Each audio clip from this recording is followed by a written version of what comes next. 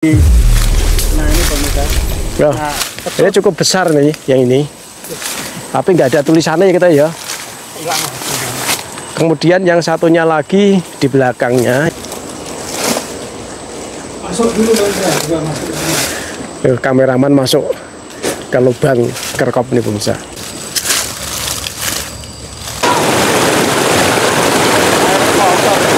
Airnya kotor. Ya, airnya kotor, nggak jernih tapi deras.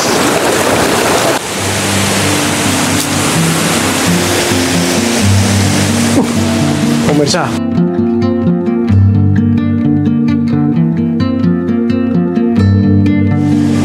Halo, apa kabar pemirsa? Assalamualaikum warahmatullahi wabarakatuh. Salam sejahtera, salam Om Swastiastu, Namo Buddhaya, salam kebajikan.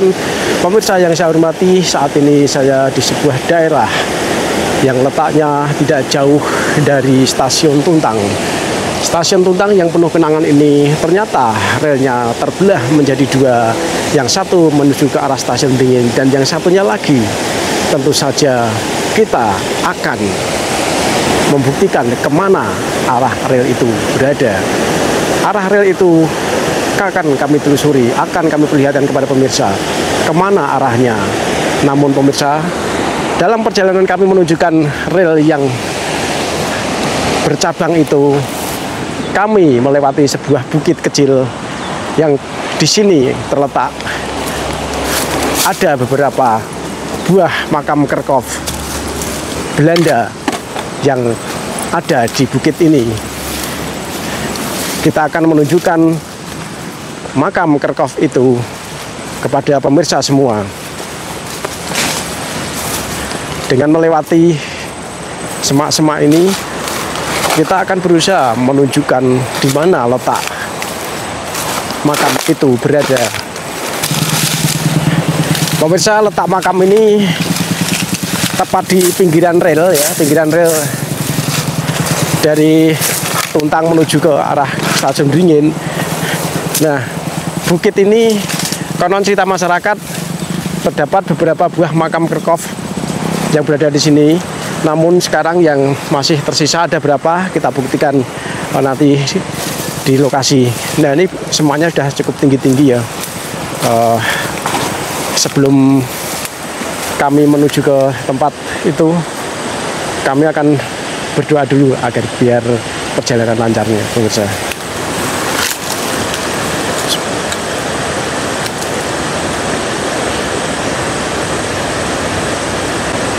Baik, saya lanjutkan ya pemirsa ya. Nah, tentu saja semak ini kalau kita bersihkan nggak mungkin ya, kalau sudah terlanjur tinggi. Kita coba mencari. Bismillahirrahmanirrahim. Assalamualaikum warahmatullahi wabarakatuh. Tapi ini kayaknya sudah ditanami warga, tapi nggak dirawat. Nah, jadi bukit ini dulu zaman masih ada kolonial memang sengaja untuk pemakaman para pejabat tinggi kolonial yang ada di Nis.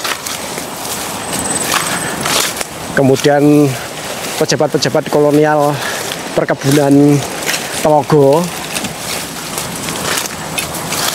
Namun masih ada berapa yang tersisa kerkopnya, kita akan cek langsung ke lokasi.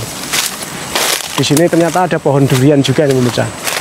Pohon durian sudah mulai kembang. Itu sudah kelihatan kayaknya. Nah, seperti ciri khas bangunan dulu ya.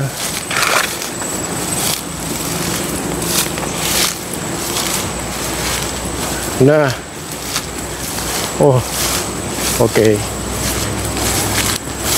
Oh, nih, semaknya tinggi banget.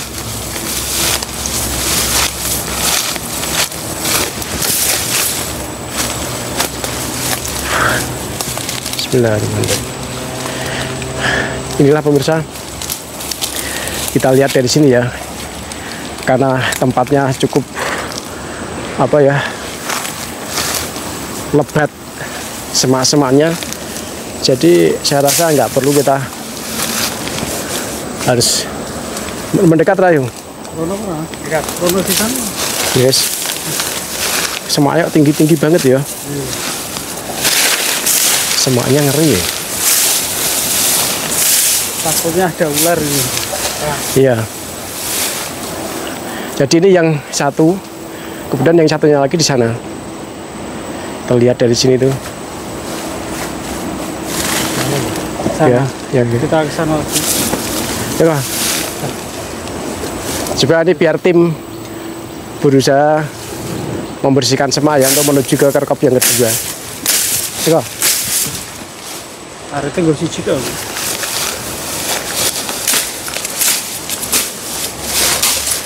Sebenarnya ini ditanami pohon durian juga sih, tapi nggak dirawat. Itu ada pohon apokat juga. Nah ini pemirsa, sedang dibersihkan sama Pak Eko ini ya, jadi untuk menuju ke kerkop biar agak enak dilihat nih. Ini cukup besar nih yang ini, tapi nggak ada tulisannya ya kita ya. Kemudian yang satunya lagi di belakangnya yang masih utuh, tapi sudah rusak. Nah,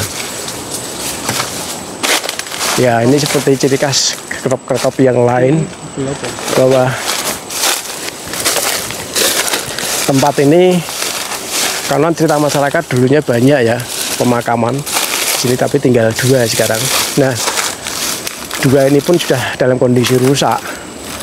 Menurut informasi ini adalah pejabat-pejabat tinggi di perkebunan dan juga di NIS, di pejabat kereta api dan pejabat perkebunan yang dimakamkan di sini.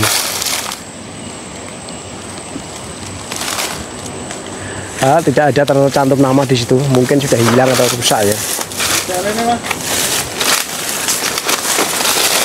Takutnya ada ular nih pemirsa.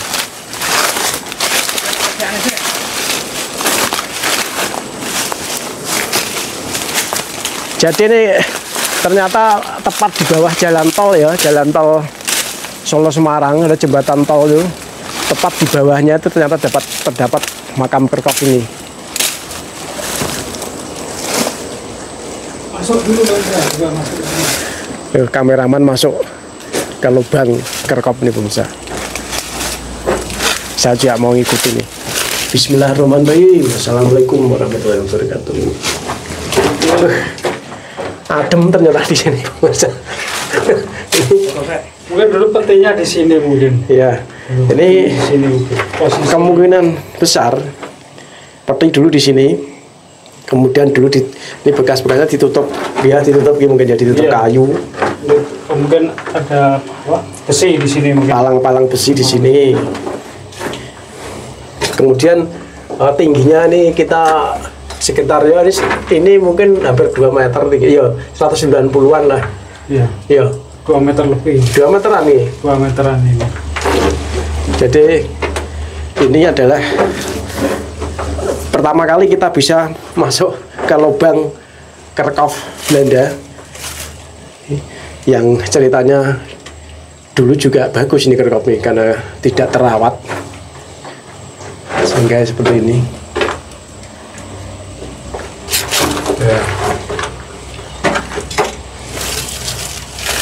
Kalau di sebelah sini bisa masuk enggak? Sebelah sini. Yang sebelahnya kayaknya lebih parah tuh di sini.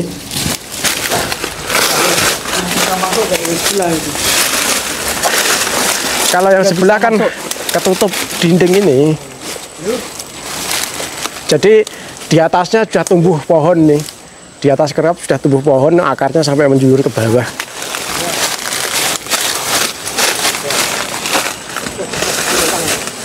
Kita nggak bisa jelasin siapa yang ada di sini, namanya nggak ada, sudah nggak tercantum di sini.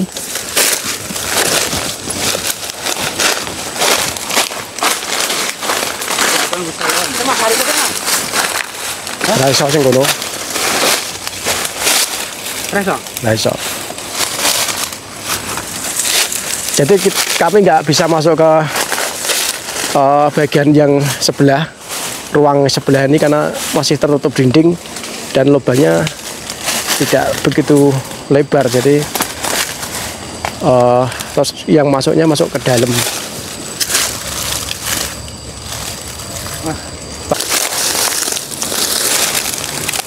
belakang sampai ke Ada tanaman sirih nih, kiri ya. sirih liar.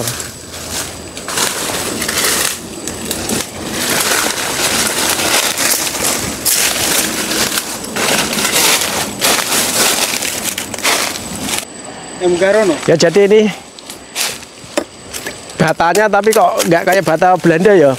Batanya tipis-tipis sih, kayak bata Belanda kan tebel-tebel biasanya. Ini tipis-tipis. Ini lain mungkin. Ini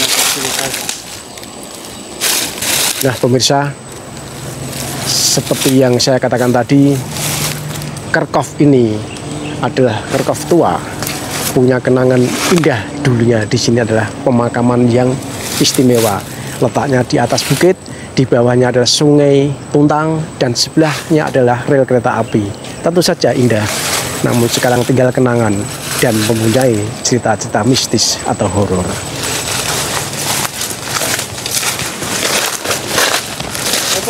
Karena banyak nyamuk, kita agak betah lah di sini, jadi kita mau kembali. Dan semoga arwah-arwah yang ada di sini ya, para kolonial ini arahnya menjadi tenang meskipun tidak lagi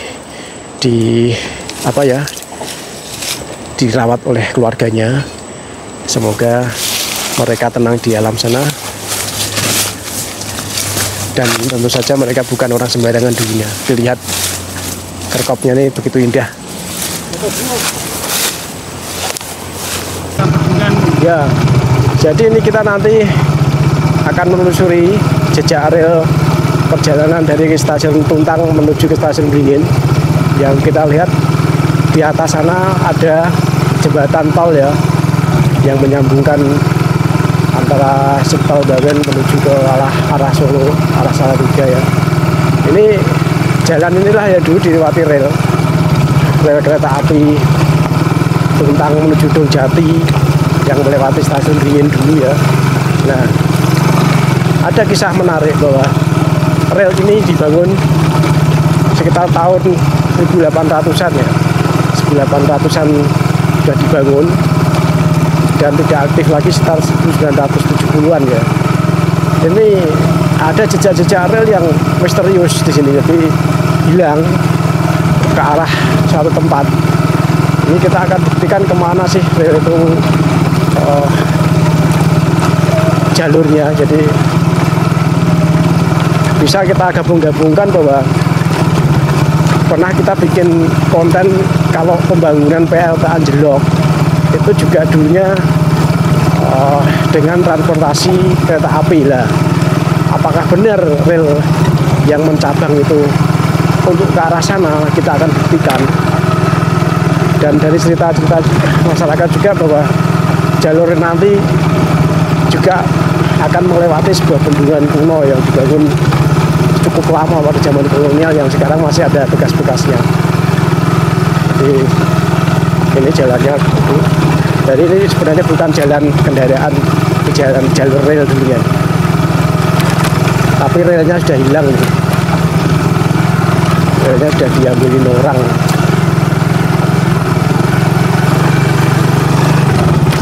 Ya semoga saja nih pihak pemerintah besok bisa menghidupkan kembali jalur rel ini sehingga bisa aktif kembali kereta api akan melewati tempat ini. Kebetulan ini jalannya kering, jadi kita nggak ada masalah, tidak licin lah.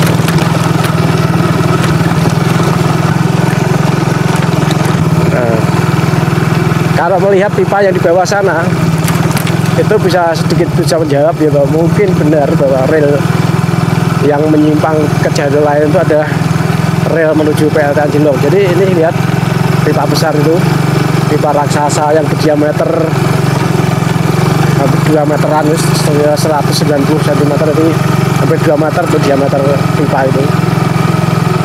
Itu bisa kita gabungkan bahwa mungkin jalur rel itu yang mengarah ke arah tempat lain itu bisa jadi rel yang menuju ke pembangunan PLT Anjelok waktu itu.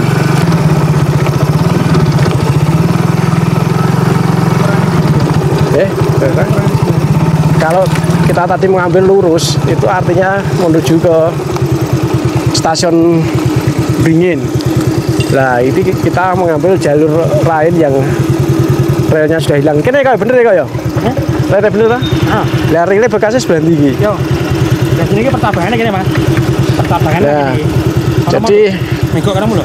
saat kami belok tadi itu adalah percabangan rel yang kalau lurus ke stasiun Beringin kemudian mengarah ke kiri seperti prediksi kami. Kalau kita gabungkan dengan pipa besar PLT Anjlok tadi, artinya benar bahwa rel yang mengarah ke kiri ini adalah untuk jalur rel ke PLT Anjlok, yang artinya dulu saat pembangunan PLT Anjlok adalah sebagai transportasi membawa alat-alat berat saat itu. Oke, kita cek ya, bener nggak ke arah Anjlok nih.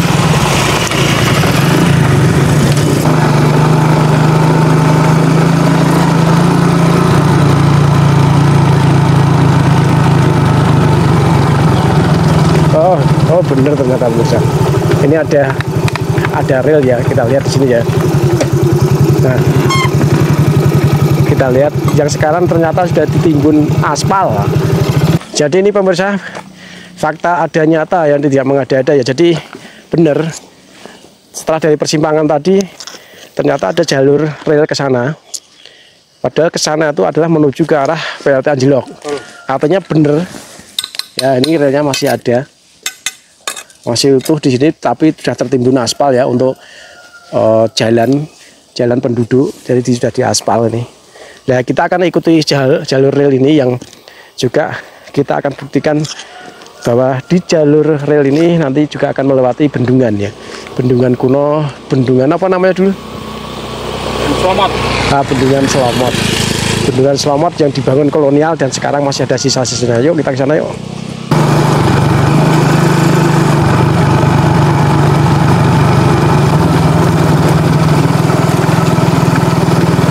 Jadi sungai dan persawahan di bawah, kalau sebelah kanan banyak pohon durian. Nah itu lihat pemirsa, sungainya sangat deras sekali di bawah sana. Itu artinya sungai itu kan menuju ke persawahan area Anjlok sana.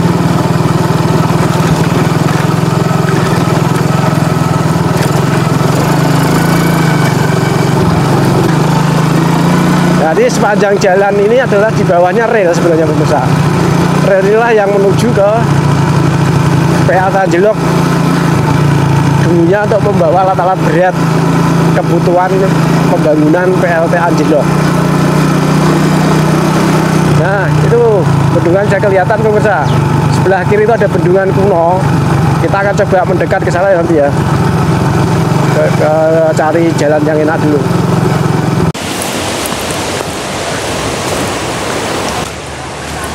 Kami akan perlihatkan sebuah kegiatan tempo dulu yang masih ada di desa ini. Ini kalau tidak salah masanya desa Anjlok ya. Anak-anak lagi mandi di sungai. Tuh. Sungai Tuntang.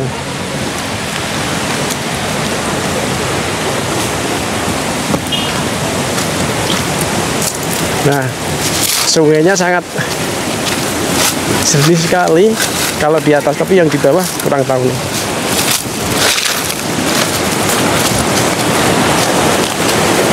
Ini adalah sungai Tuntang ya, batunya banyak, batunya besar-besar.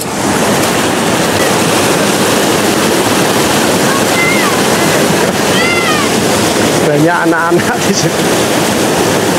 Habis mandi di sungai itu pemirsa.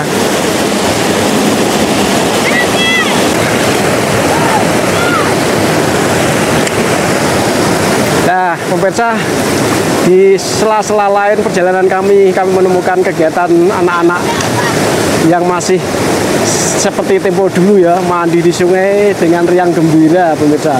Lihat, tuh, keren pemirsa. Mereka gembira sekali mandi di sungai. Wih.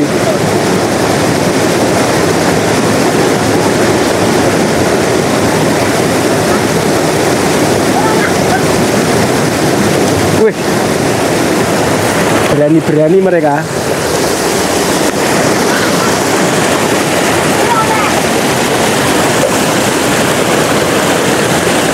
Nah, ini adalah aktivitas anak-anak yang berada di sekitar Sungai Tuntang, tepatnya yang mengarah ke PLT Anjelok ya. Masih banyak anak-anak yang suka mandi di sungai. Sebenarnya sungainya itu nggak jernih loh pemirsa, nggak jernih sebenarnya, tapi cuma mungkin sudah terbiasa mereka mandi di sini. Cuma deras, airnya deras. Airnya kotor. Ya, airnya kotor, nggak jernih tapi deras.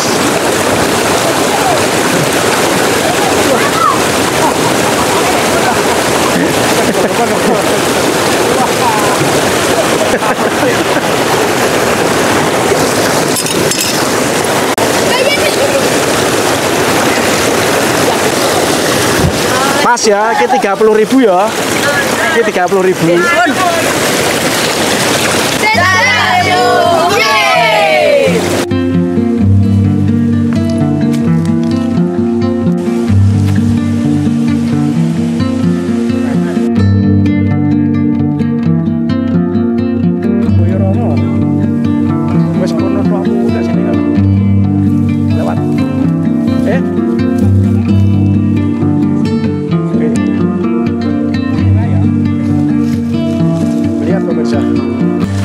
Jembatan kereta api yang menyambungkan jalur ke Anjelok ini masih ada sisa bekas besinya ya, jadi berada di bawah di kolong sungai ya. Nah, itu masih tersisa ya, jembatan buatan kolonial tuh yang dilewati kereta api untuk menuju ke proyek pembangunan PLT Anjelok dulunya ya.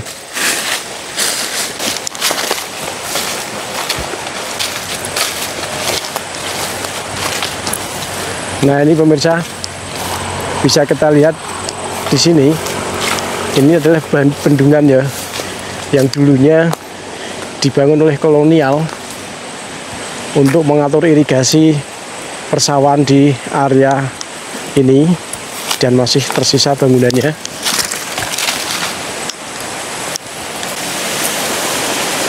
Ya.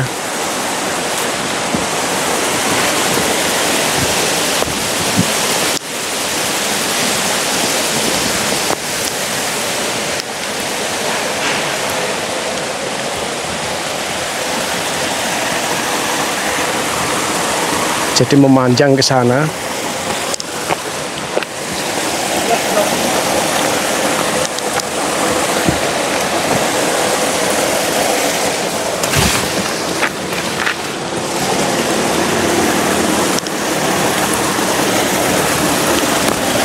Ternyata cukup luas juga nih.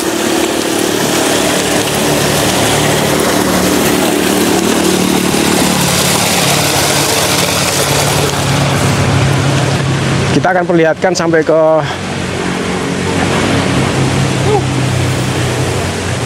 tempat yang inti ya, yaitu di sini.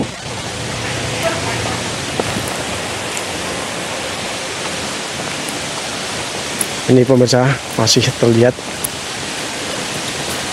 bekas-bekas penambakan. Ternyata di situ juga ada pos. Kayak pos apa kayak kerekop itu ya. Yo.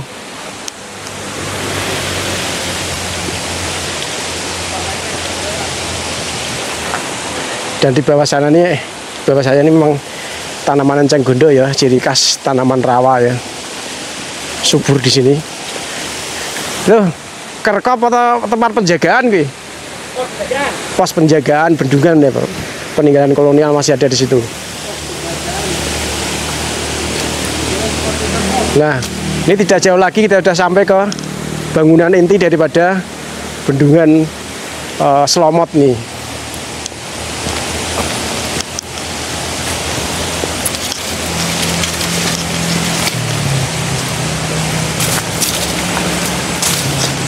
Assalamualaikum. Assalamualaikum.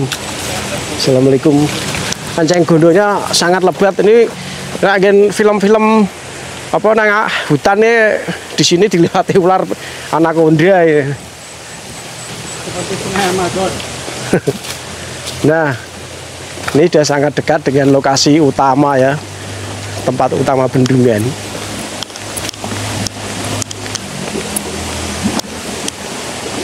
Dan kita lihat di sini bangunannya itu masih kokoh, tidak ada yang rusak parah gitu ya. Jadi bangunan ini sejak 1902.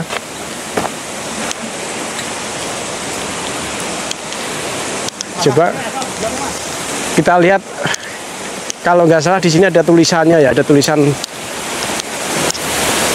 zaman Belanda yang membuktikan bahwa bangunan ini benar-benar bangunan bikinan Belanda. Nah, di situ ada tulisannya tuh.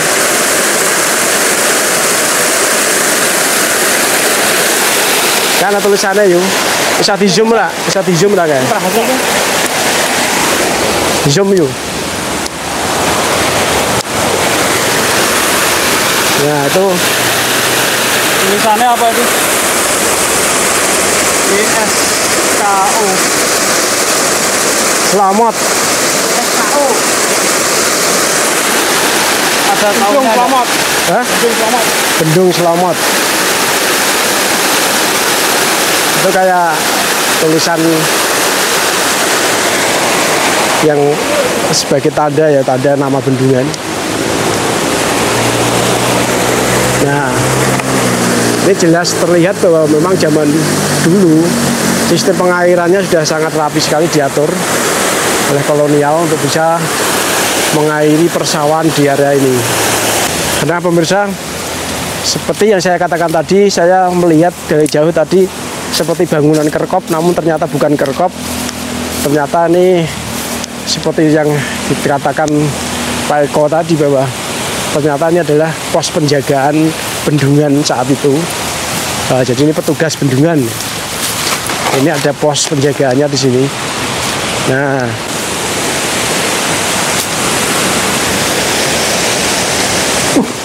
pemirsa, ternyata di sini persis kerkop pemirsa. Surem pemirsa.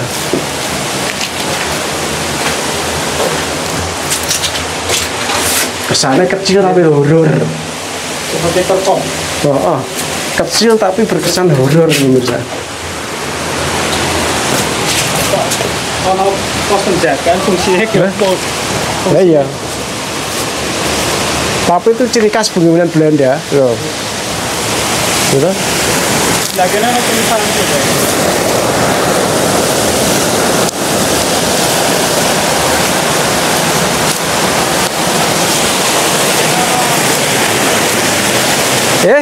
Tulisannya gini kan. Terserah atau tulisannya. Mana penangkal petir kan? Oke. Oh iya gitu. Ada hiasannya. Ono apa? Kayak besi berukir ya. Emang kayak kerkop ya? Persis.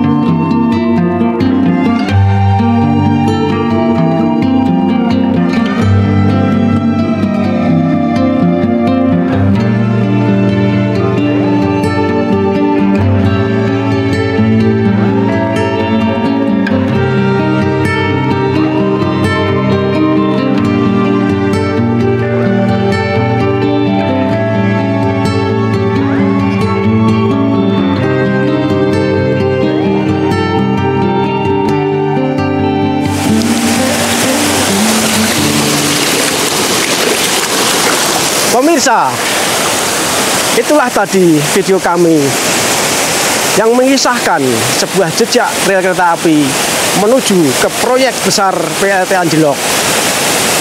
Dan disinilah terdapat bendungan kuno, bendungan Selamat, sebagai saksi bisu bahwa zaman dulu sudah ada pengaturan air yang sangat cerdas. Terima kasih sudah menonton video kami. Semoga ini mengedukasi kita semua. Mohon subscribe-nya, like dan komen. Wassalamualaikum warahmatullahi wabarakatuh.